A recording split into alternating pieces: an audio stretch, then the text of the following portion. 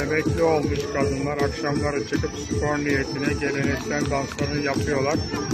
Burası Beijing Banfuji Caddesi'nin arka sokağı.